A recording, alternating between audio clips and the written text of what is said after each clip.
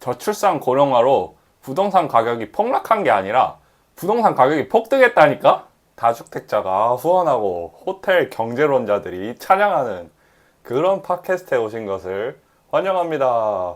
오늘 이야기해볼 주제는, 아니 옛날에 우리나라도 일본처럼 이제 저출산 고령화로 부동산 가격이 폭락할 거다 라고 하던 사람들 있잖아. 그 사람들은 지금 다 어디로 갔냐, 이거에 대한 주제입니다. 부동산 가격이 말이 안 돼. 지금 무슨 서울 부동산이 도쿄보다 비싼 것 같아. 그리고 뭐 바르셀로나 이런 데랑 비교해봐도 그냥 서울 집값은 미친 수준이고, 물론 뭐 아파트를 비롯해서 그냥 월세, 전세 이런 것도 다 그냥 미쳐 있잖아. 아니 그래서 아무리 요새 드는 생각이, 옛날에 그런 사람들 진짜 많았잖아. 그런 경제학자들, 부동산론자들. 우리나라도 이제 저출산 고령화가 심각해지니까 일본처럼 부동산 가격의 폭락, 부동산 버블의 끄트머리에 있다, 뭐 이런 얘기 많았잖아. 근데 그 사람들 지금 다 어디 갔냐 이 말이야. 왜 아무도 지금 말이 없어. 그 사람들 뭐랄까, 일본의 상황과 우리나라의 상황이 다른데 그거를 그냥 또 저출산 고령화라는 그런 똑같은 현상을 두고 다른 경제 정책이나 아니면은 뭐 여러 가지 세부적인 요인들을 무시한 채로 그냥 하고 싶은 말 짓거리는 거임 다. 물론 나도 여기서 이런 비판에서 벗어날 수 없겠지. 그렇게 치면 너는 뭔데? 그냥 우리가 대한민국에 살고 있는 시민으로서 이런 얘기를 할 수 있잖아. 아파트 가격 아니면은 뭐 월세, 전세, 이게 너무 비싸서 살 수가 없다니까? 전세는 애초에 나는 이해가 안 되는 게, 집주인이 뭔데 그 어마어마한 보증금을 막 몇 억씩 하는 거를 집주인을 뭐라고 그 사람을 믿고 맡겨주냐고. 나는 그게 이해가 안 돼.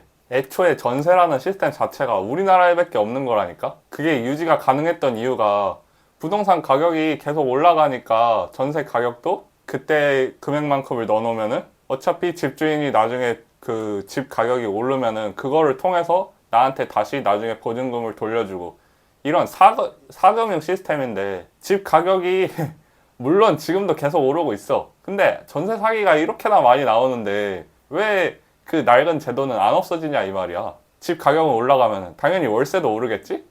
그러면은 그 월세를 어떻게 감당할 수 있냐 이 말이야. 애초에 우리나라가 그렇게 뭐 미국처럼 아니면 뭐 스위스처럼 돈을 엄청나게 잘 버는 나라도 아닌데, 그 월세 가격이 그렇게 오르는데 그 월세를 내고 나면은, 월세랑 생활비 내고 나면은 남는 돈이 있어? 아무리 생각해도 그 집값이 폭등하는 거를 못 막으면은 리더를 욕하는 거잖아. 결국에는 리더가 책임지고 다 이것들을 하는 대신 그에 따른 어떤 여러 가지 뭐 명예나 이런 것도 리더가 다 가져가는 거니까, 집값을 이렇게 막 폭등시켜 놓으면은 어떻게 사냐고 일반인이. 이제 물론 뭐 저출산 고령화 맞는 말이야. 그러면은 그 시대에 맞게끔 이제 뭐 주거 시스템을 바꾸던 주거 제도를 바꾸던지, 아니면 뭔가 그에 따른 혁신적인 그런 주거 해결 방안 이런 게 나와야 되는데, 그냥 아파트 때려 짓는다고 그게 되냐고. 아니 그리고 아파트도 지금 안 짓잖아. 아니 애초에 집 가격이 그렇게 오르는 게 뭐야? 공급이 부족해서, 공급이 부족하니까. 모든 건 다 수요랑 공급 아니야. 수요는 많은데 공급은 적으면은 당연히 가격은 올라가겠지. 애초에 공급을 많이 하던지, 아니면은 뭐 그 수요가 서울로 몰리지 않게끔, 아니면 수도권으로 몰리지 않게끔 뭔가 적절하게 분산을 해야 되는데, 그냥 진짜 나도 모르겠다 약간 이런 느낌이잖아. 그냥 지방은 뭐 알아서 하고 나는 그냥 서울 살란다. 나는 서울 사니까, 나는 어차피 서울 사는데 지방에 뭐 뭔 일이 일어나든 뭔 상관이야. 약간 이런 느낌이잖아. 너무 무책임하다 이거지. 그렇게 해서 저출산 고령화로 만약 부동산 가격이 폭락을 해?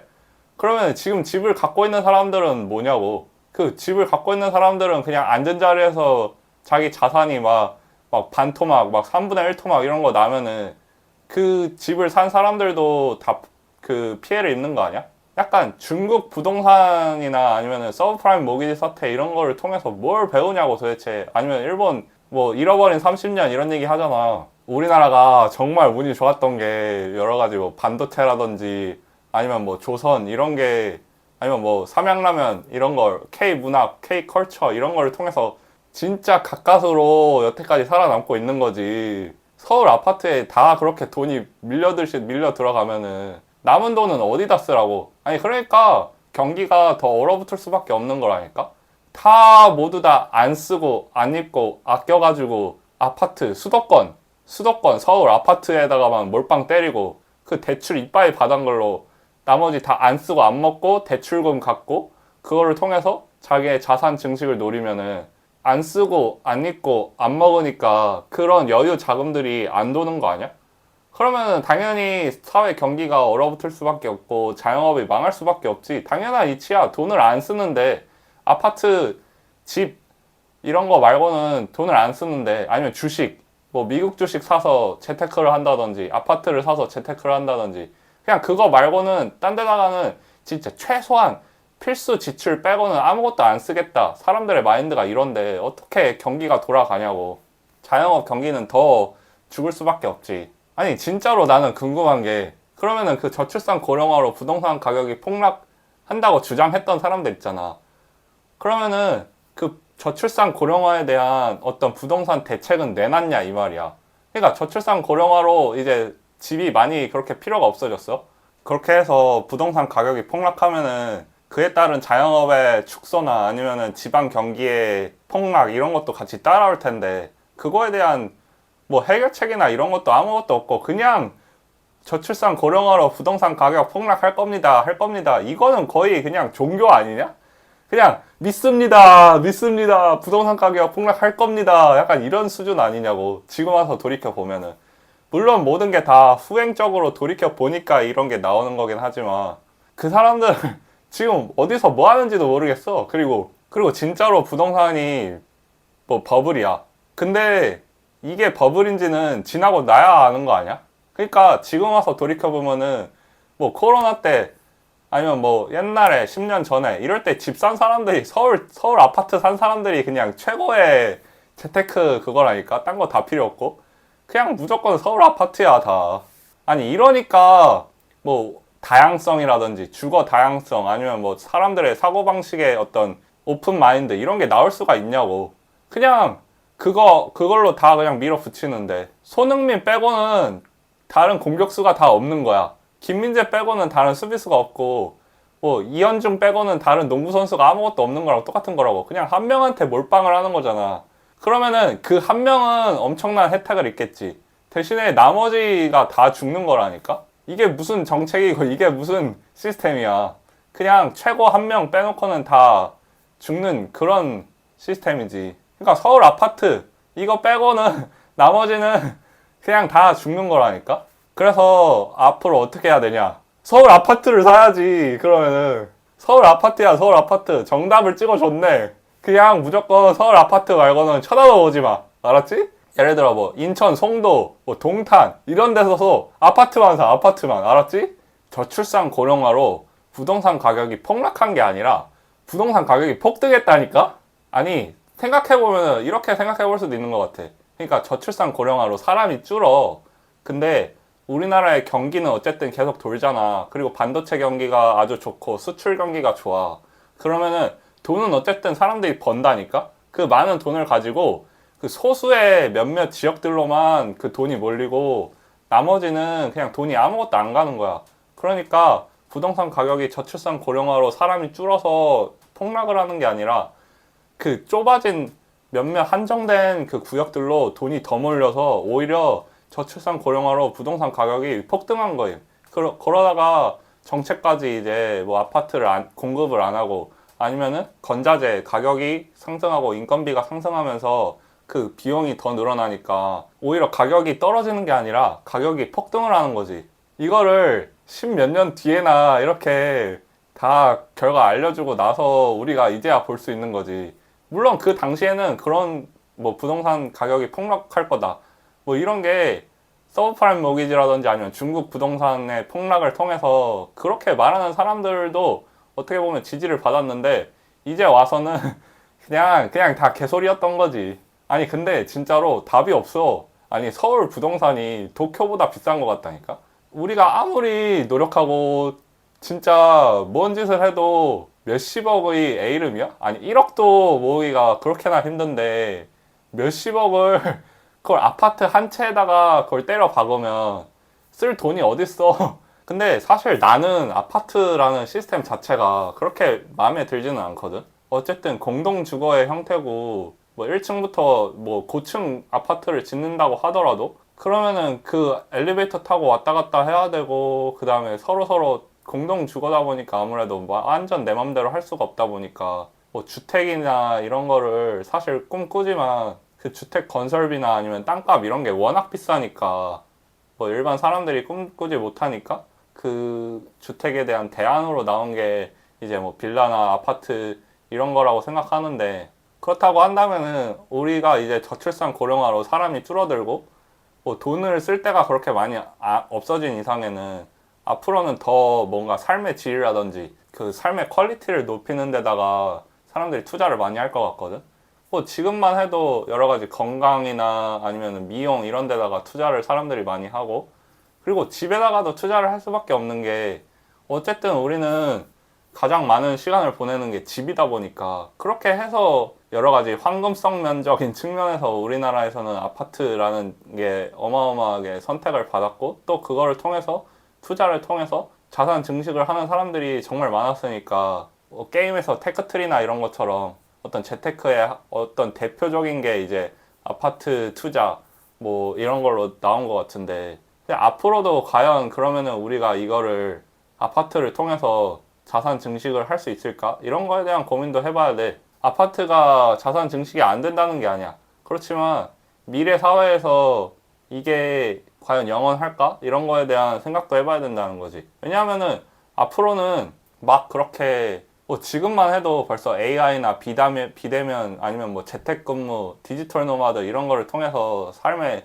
방식이 엄청나게 다양해졌다 보니까 서울에 아파트를 사되 대신에 사는 거는 뭐 부산에 살든 포항에 살든 강릉에 살든 아니면 뭐 외국을 살든 이런 삶이 가능해지는 세상이다 보니까 이런 삶에서 하나에만 몰두할 필요가 있냐 이 말이지. 굳이 서울 아파트가 아니라 서울 아파트를 살 돈으로 뭐 예를 들면 도쿄 아파트를 살 수도 있고 아니면 말레이시아 레지던스를 살 수도 있고 아니면 뭐 바르셀로나의 빌라를 살 수도 있는 거잖아. 이런 식으로 우리도 어떤 하나의 그러니까 사회에서 맞추어 놓은 하나의 어떤 그 방향에 따라서 그걸로 가는 게 아니라 더 오픈 마인드를 가지고 우리가 먼저 선제적으로 그거에 대한 대응을 하자 이런 생각도 해볼 수 있는 거지. 왜냐하면은 이제 글로벌 사회잖아.